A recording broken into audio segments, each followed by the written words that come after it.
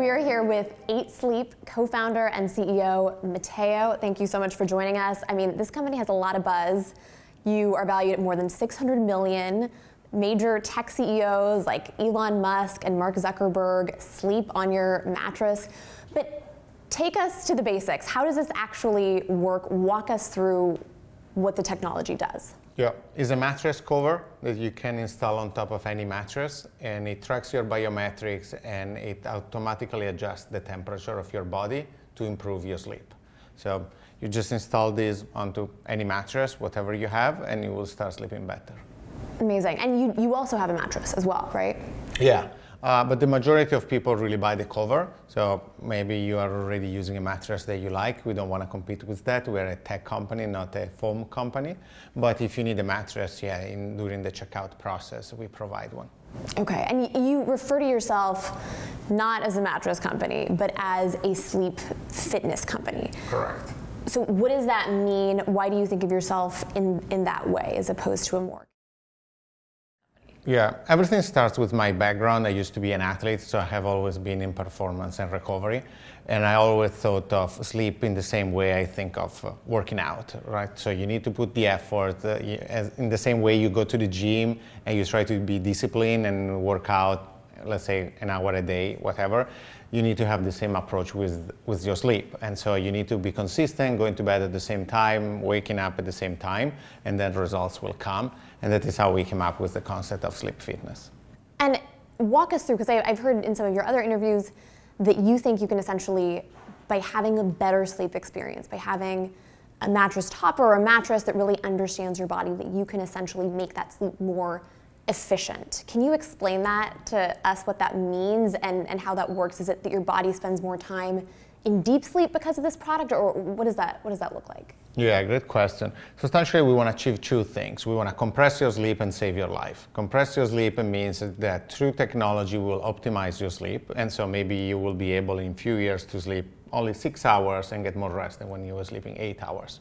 We already have. How does that work though? Yeah, the way you can optimize your sleep is to fall asleep faster, reduce the number of toss and turns, so you're already compressing times, and then you can get more deep sleep and more REM sooner, decreasing the amount of light sleep. And so these are part of the things we are validating, and we are running clinical studies to see where we can find efficiencies. We already see that through temperature we can give you more deep sleep faster.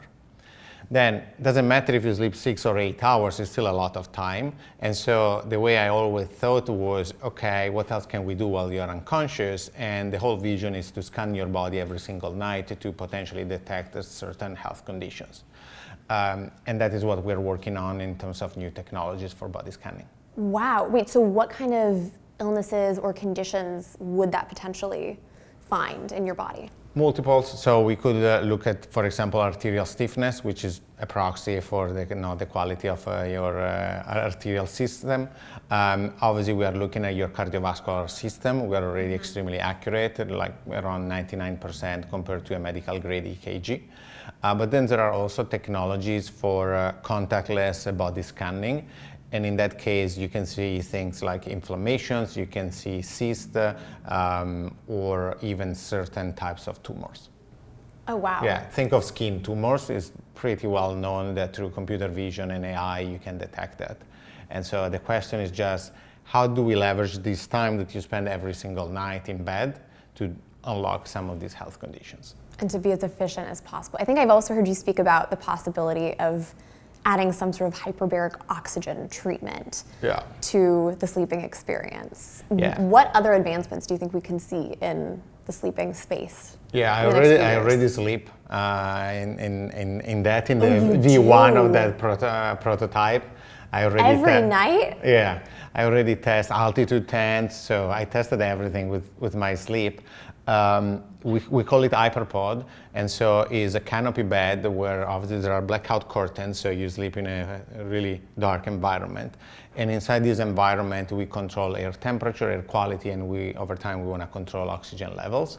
And obviously there will be full body scanning. Wow. So how do you feel now using that technology versus 10 years ago when this technology was much more nascent? Yeah. It's great. I mean, things changed so much. 10 years ago, some of the things that we are sharing today, and they are way more, I would say, acceptable for the mass consumer. At the time, they sounded really, really crazy. But I also think that now sleep deprivation is the new smoking. And so there is this big trend where everyone is aware and conscious of the importance of sleep. It was not the same 10 years ago. And so now we see all these consumers ranging anywhere between 20 and 60 plus years old, and all of them, they want to maximize their sleep. One of the things we do compared to wearables, they just tell you what you're doing right or wrong. Well, in our case, based on your biometrics, we take actions for you. And so we deliver convenience, right? You have to do nothing, just go to bed as you have done for the past X years of your life. You will just wake up more refreshed.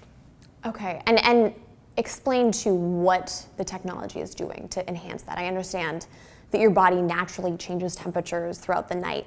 And so your technology with the sensors can either amplify that or reduce it depending on what your body needs. Yeah.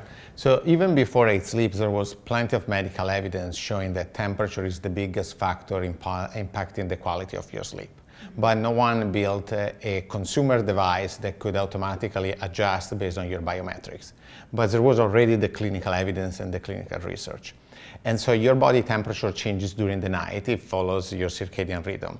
What we do is we just help your body to do what it's supposed to do biologically. Then now we release a new product that is called Pod 4. In this case, we also help our customers with snoring. And so we are able to detect if you are snoring, and when you are snoring, we automatically incline your head so you will stop from snoring. That would be wonderful to have, Yeah. especially for my partner. Any other technologies or things that you think we can expect to see in the next few years? Yeah, many. Our pipeline is pretty rich right now. We started with temperature because it's the biggest factor impacting sleep quality outside sleep medical disorders.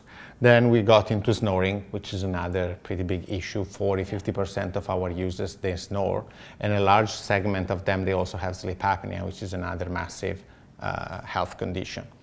Obviously, we will unlock cardiovascular diseases. We are already working into that. We are not an FDA-approved device yet, but if you look at our accuracy, it's extremely high compared to a medical-grade device. So we will get into probably FDA approvals for that.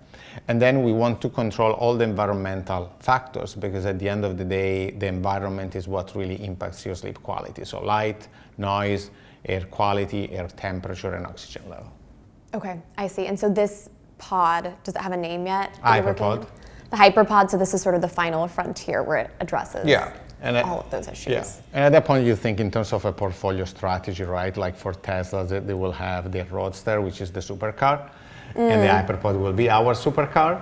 But then you can buy the pod or other products that use thermoregulation to improve your sleep. When you wake up and you emerge from your HyperPod, how do you feel that morning versus how you did a couple years ago when you weren't getting all of the benefits of the oxygen and the blackout curtains and those kind of features? What you can see, or at least I have seen in my data, is an impact on your heart rate at rest and your HRV, so your heart rate variability. And both of them, they're indicative of how rested you are.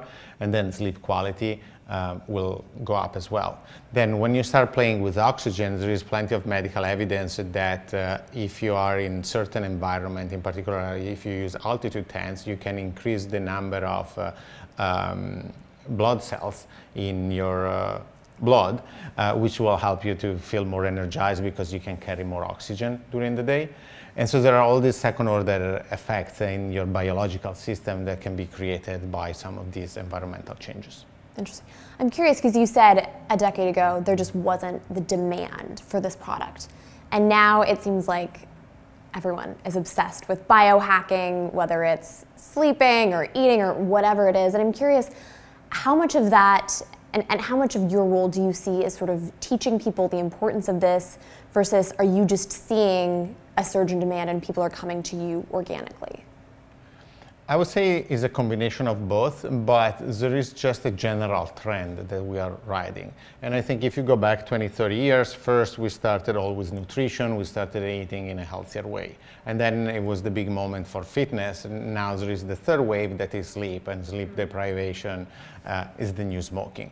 And I always say maybe 10, 20, 30 years ago, there were certain entrepreneurs that they were proud of sleeping only 4 hours.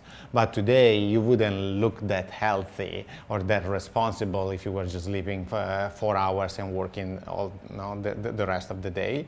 And so how can you be as efficient as possible with your sleep and then still being a top performer? That's actually such an interesting point, because you're right, we do, and I know you're from Italy where it seems like there's better work-life balance, but we do have this culture of workaholism, especially in tech and finance. And so that's interesting for you being sort of a technologist, but entering into this space where you're trying to improve people's sleep. Do you think that there was resistance to that from the tech community at first? Or do you think they have realized, okay, maybe I don't need to just sleep for 4 hours. Maybe I should prioritize my sleep and my wellness as well. The latter, because a lot of people in technology, they are really into longevity and health and fitness and maximum performance. And what they realize is by sleeping 8 hours, you really maximize your brain performance. There is actually a video of Jeff Bezos that he talks about that. And he says, look, the role of the CEO is to really take 2-3 key decisions per day. So my brain needs to be a peak performance. And for my brain to be a peak performance, I need to sleep 8 hours. And so I think is a very well acknowledged point in the tech community. And we have all the top CEOs and top venture capitalists sleeping on our product. Yeah. How do you get the product into their hands? How do you think Mark Zuckerberg discovered that he needed this 8 Sleep product? It was word of mouth, so we know because we know who talked to him about us, and then through Mark it got to the CEO of another public company, and then it kept spreading out. Because sleep right now is a topic that people talk about, even at dinner. And so when all these entrepreneurs, they talk about longevity and maximizing their performance, they all immediately jump into 8 Sleep because it's the one that is delivering the best output. Particularly because you have to do nothing. I think that is the beauty. If you go back to the first principle of psychology and convenience, you just keep going to bed as you did for the rest of your life, but you will wake up more refreshed magically because of 8 Sleep. Wow, yeah, that's pretty appealing. So Zuckerberg, Musk, they've spoken publicly about this. Who else has spoken publicly about this that you can share with us who uses this product? Yeah, we have the Ferrari F1 driver, Charles Leclerc, is one of those. We have players from the New York Yankees. We have Jimmy Butler from the Miami Heats. We have athletes in NBA, NFL, CrossFit champion. We have Taylor Fritz, which is the #1 American men player in tennis. We have 60-70% of F1 drivers sleeping on our product. There was DeChambeau who won the US Open yesterday. He sleeps on our product as well. And so we have 100, 200 athletes, all of them pros, gold medalists, and world champions sleeping on our product. And then CEOs and entrepreneurs around the globe.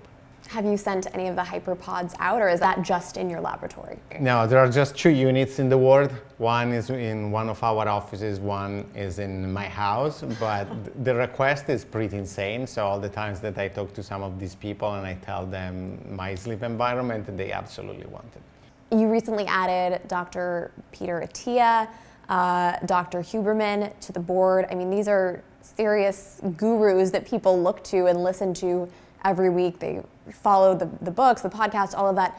How important have those endorsements been from people in the wellness space? Pretty big, because these people, they pay a lot of attention in terms of association. They don't want to associate with any company that is not, I would say, clinically backed or supported by the real data. And it took us time to really convince them. As a company, we had to grow, we had to give them clinical evidence of what we have been doing and the benefits of what we do. And so being able to build such an incredible scientific advisory board is something I'm really proud of. There is obviously Peter Attia, as you were saying, there is Andrew Huberman, and then there is also Matthew Walker, who wrote the book Why We Sleep, which was probably one of the largest and biggest global successes in terms of books for sleep. And so now we have the three of them together collaborating with us in the development of new products, which is really accelerating the progress of sleep technologies. What have those conversations been like? What do you think those products are going to look like? I know they just recently came on the board, so we probably haven't seen the result of. It's really interesting because I joined these calls just because I'm curious, right? There is our R&D and clinical team, and they are way better experts than I am. But it's so exciting to see how on our side we think from a technological and software and AI standpoint, they have the real deep biological knowledge. And the combination of these two things is 1 + 1 = 3, which is super exciting. Yeah. Obviously, this has been around for a while, and you talked that 10 years ago it was difficult to sort of gain traction in this space. But it seemed like we're super confident in this idea. I understand you raised from Indiegogo, and you initially got a rejection from Y Combinator, and you really stuck with it. What do you think made you decide this was the idea you really wanted to be all in on? Yeah. I think there are two components. One is the character of the founder. So we are the type of people that we just don't give up and we keep going. And YC is an example. We got rejected twice, and then we finally made it the third time, and now they talk to a lot of companies about us and how resilient we have been. On the other side, this is a topic, the more you learn about sleep and the more you learn about health, the more engaged you are. Particularly in my case, as a former athlete, I really care about longevity and feeling healthy and living a healthy life. And so honestly, there is nothing else I would like to be doing that is not to eat sleep. I'm just love what I do. But I mean, it's interesting because now there is such a demand for this, but 10 years ago, people just didn't have the awareness. So were you confident that you would sort of raise that awareness, or that people would come to recognize this was a need, or what was it that really made you stick with it? Yeah, I think it's the combination of being naive at the time and just having this passion, and then just going, and a passion for longevity and health.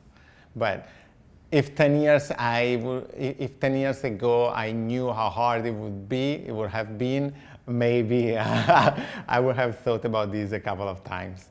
I do want to talk about accessibility, because this is still a very high-end product. Is the goal to come out with cheaper products, or what is your take on how to make this so the average person could hopefully someday afford this kind of product? Yeah, I think the overall strategy will be a portfolio strategy. So there will be cheaper products, but there will be also more expensive products, and then you can adjust. And maybe you start with product X, and then over time you expand it to the others. But in a lot of countries and a lot of geographies, we have been already taught about the importance of sleep and spending in good sleep. And so I think it's just a matter of how can we make our products more affordable for the everyday person. A lot goes into this product, sensors, water, machines. How involved are you in the actual creation of that product? Yeah, I'm really involved. Probably 60% of my time is spent in product. And usually it starts from two elements. On one side, because I use the product every day, I really try to pay attention to every single detail. I'm very, very picky. And so every time that I see a single detail that can be improved, I immediately tell the team, and then I review that.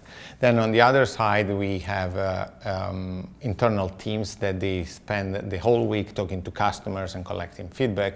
And based on this data, we decide what needs to be improved in the product. Yeah, I am curious, just what was the original model look like? How has this evolved? Yeah, the first prototype, I still remember it. We were at the time based in San Francisco, and I was actually substantially living in the office and sleeping on the prototype every single day, but obviously there were cables everywhere. Sometimes the thing was buggy and clunky.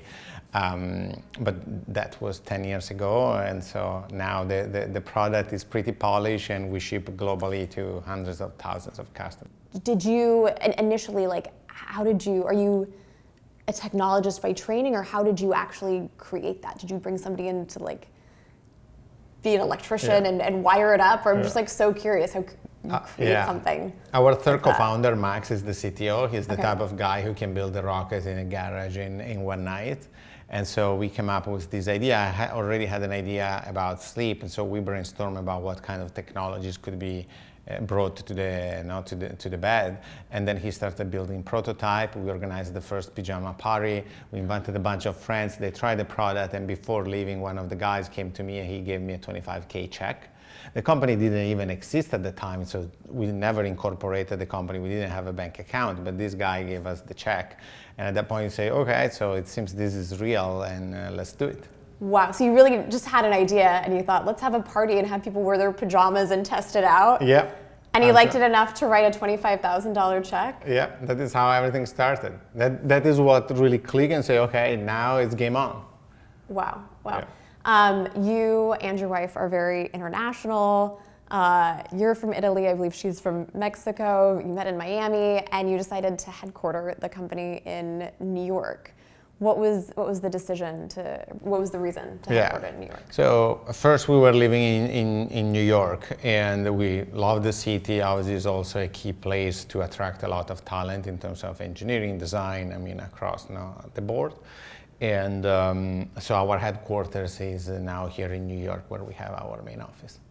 Well, it's actually kind of ironic because New York is the city that never sleeps. Yeah. And yet you decided to headquarter your sleep fitness company here. What was the reason for that? What makes New York so appealing when it comes to running a company? I think obviously New York, first of all, you're covering all the US, you're fairly close to LATAM, and you're fairly close to Europe. So for a global company like us, is one of the best places where we can meet the team very easily. Then Alexandra and I and Max, we were based here. Max is still based in New York. So it was just making sense for all of us. And from here, we can travel very easily to our office in Boston, San Francisco, China, and Europe. Super popular company. I understand you're not a mattress company, but a lot of companies that offer similar product, you can only sell so many of those products per year. Do you think there's a cap on how much growth that you can see? No, because there are a couple of different ways to look at this. First, obviously, everyone sleeps, so it just becomes a matter of how many people can afford these. On the other side, if you compare ourselves to even an Apple Watch Ultra, right, they move millions of devices. Mm-hmm. So we are at a stage where the company is becoming really big and we make multiple hundreds of millions in revenue, but we're just at the beginning of a very large audience that could be any household income with above $100,000 per year. Are you looking at going public, raising more money? What is the future on that front? I would say our job and our goal is to keep building. There are so many products that can be built over the next years. If going public is the best way to have a bigger opportunity to build these products, we will definitely do it. The good thing is the company is in a very healthy condition from a financial standpoint. We're profitable right now, and so the goal is just to keep building, and then if the right opportunity comes, we will take it. And I know I asked you this already, but are there any hints at possible partnerships, more accessible products? So first of all, we are expanding in terms of geographies. Right now we are in the US, Canada, UK, Europe, and Australia. We are opening LATAM, Switzerland, and then we'll start expanding into Asia. So that will be very exciting. Yeah. We are working on a lot of different products. There will be an expansion of in terms of the pod family. In order to provide better opportunities to a larger segment of people. We're here with Alex, who is co-founder and VP of brand for 8 Sleep, in the demo room where we get to test out all the cool products that you're creating. Show us a little bit about this bed. Yes, this is the new Pod 4. Actually, this is the Pod 4 Ultra. This is one of the 2 models that we released in May of this year. And it's super exciting new generation of the product because it's completely different technology than what we had before, even though it could look quite similar from the outside. So the way that the pod works is you have this cover that you add onto any mattress. So this is actually just a mattress cover that's encasing a regular mattress that you could buy whatever you like, your hybrid, your foam, and then you place this mattress cover, and it includes sensors and it includes technology that does the temperature regulation. And when you see it just like this, it looks quite simple, but it has all the technology integrated into it. in order to do the temperature regulation for each side of the bed. So actually you may be able to feel that underneath this side it's a little warmer, and then this side is a little colder. So it allows you to go between 55 to 110 degrees in terms of the temperature of the water. Wow. Water is because that's what we use to do the temperature control. So what happens is what you see on the side of the nightstand right there is what we call the hub, and the hub is that central system that it's also completely redesigned compared to the version prior, which was Pod 3. And the hub is the central control. That is what has the connectivity, that is what houses the water, that is what does the temperature changes. It also does all of like the local processing of a lot of the data that the device is getting in order to then wake you up every morning and you see how you slept. Now with Pod 4, you're able to see things like your heart rate at rest, respiratory rate, HRV, which is heart rate variability, your sleep stages, and also snoring. So snoring is a brand new feature that our team developed to be able to detect snoring from 2 individuals on the same bed without any microphones. So there's no microphones, it's just sensors that are basically picking up the vibrations of your chest. And we use algorithms, so all the machine learning that's actually saying like, oh, this is the person on the left snoring, this is the person on the right, how long they snore for, the time of the day, the time of the night, whenever you're sleeping. And you wake up to this report. So you can learn if your snoring is something that maybe is bothering you or your partner in your sleep, things that you can do about it, or maybe you should go get a check with a medical expert. Yeah, and doesn't the bed prop you up to end that snoring as well, which would be so a lifesaver for a lot of people. Exactly. So one of the things for us at 8 Sleep that we always look at is how do we create interventions around sleep. So it's not enough to just tell you something's wrong, but how do we fix things? So temperature is the first thing that we developed since Pod 1. People love it. That's what we're known for. But with Pod 4, we introduced the different adjustments of the position of the bed. So the position that you sleep on can have a huge effect in how you're breathing, particularly for those who snore. So yeah, with Pod 4, we have the ability to lift in just the head area. So it could be at a low level, medium, or high, depending on the intensity that the person sleeping needs in order to reduce the snoring or stop it completely. Okay. And do you need to bring your phone in to monitor all of this? Do you have to be on the app checking things before you go to bed to make sure that it's the condition you want? Not anymore. So even with the previous generations of the pod, you didn't necessarily need your phone, but certainly a lot of people wanted to have it handy in case they wanted to adjust the temperature in the middle of the night. But it really is done through our intelligence of the pod, which is called Autopilot. So when you start using the pod, Autopilot's going to ask you a few questions about you. It's going to get to know you. What type of sleeper are you? What temperatures do you like? It gets feedback also as you adjust it. It starts learning what is your sort of your fingerprint as a sleeper, and then it runs the show in the night for you. It gets ready for your bedtime. So if you say you go to bed at 10 p.m., it's going to be ready for you at the temperature you like. You can set an alarm and it'll wake you up around that time as well with vibration or with temperature, whatever you prefer. So you don't have to bring your phone. Plus, with the latest generation, we added a way to control it with tapping. Oh, so this is a very crazy feature that Matteo, my co-founder, made up, just invented. And he said, well, people want a way to control it manually. How about instead of just giving them a remote control that they're going to lose and misplace, we build it into the product. So to each side of the pod, right around where your hand would reach it when you're lying down, you have these sensor areas that are embedded in it, and you can give it like signals. If you tap it twice, if you tap it 3 times, you tap it 4 times, it'll do different things. Fascinating.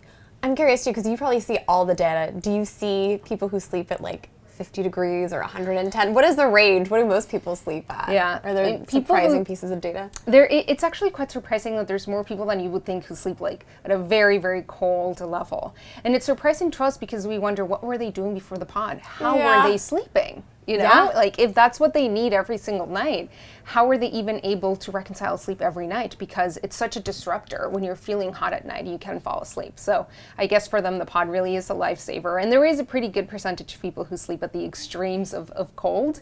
The extremes of heat, not as much. It generally is because obviously the science and the recommendation is to go cooler. You tend to see more people go in the middle ranges or more towards the cool extremes. So I'm going to show you the new feature that is tap to control, which is the way to control your pod without the phone. So you can always use the app, or you could just do these types of gestures. So what you're going to see now is if you tap it, you get that feedback. So once I tap it 4 times, you get a little bit of feedback. That's 4 times and recognized my signal. And then right now it's inclining you to this relaxing mode that we call it, which is something that I actually have my pod set up to be at the beginning of the night. So when I go to bed at that 9:30, my bed is in this position automatically. And then you can also use the same tapping mechanism to go back into your sleeping mode. So you don't have to grab your phone. You can leave it outside in the living room if you want. And so again, you just tap it again in that sensor area. and then it'll recognize the signal, and then it'll start going down. Wow.